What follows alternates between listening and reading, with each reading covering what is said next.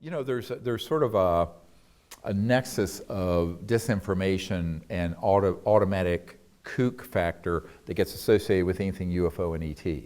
And that's been done since the 1950s by the CIA, and it's been very effective. So a lot of people don't want to lose their respectability by touching the UFO issue. That's just true. I mean, it's a psychological warfare is the term used in the CIA document I have from 1953, where they specifically talked about the psychological warfare value of the subject, but also how it could be basically neutralized. And even up to the point of enlisting very renowned scientists on the payroll of the agency, Dr. Donald Menzel, who was this renowned astrophysicist at Harvard. I have a document where it names him, and it says it cannot be known that he's working with us on this because then it would lose all credibility. But he was the person who back in that era, 56, would stand up and debunk all this. And then there was a Professor Condon of the Condon Committee at the University of Colorado that was in charge of the Project Blue Book, the Condon Commission, to look into whether Project Blue Book at the Air Force should be continued or shut down. And so he was the chairman of the committee. It was called the Condon Committee, C-O-N-D-O-N. And Professor Condon worked with Dr. Robert Woods, who I mentioned is one of our disclosure witnesses from McDonnell Douglas. And when Dr. Woods kept bringing really hard data cases, Dr. Condon went to the head of McDonnell Douglas, old man McDonald himself, and tried to get Dr. Woods fired. I have all this on videotape, by the way.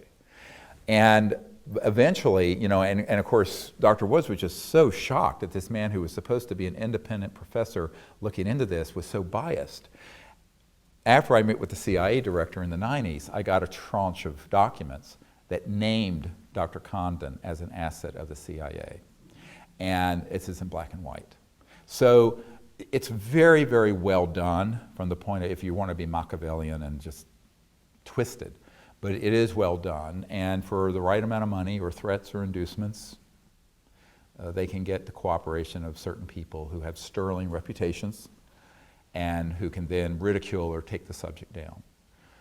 So the problem usually is that by the time I emerged on the scene in the 90s, the CIA already had a 40-year run on top of me of disinformation, ridiculing the subject, being sure that things were covered in the National Enquirer, catapulting to the forefront of the field charlatans and cranks and all kinds of misinformation and disinformation and lunatic conspiracy theories.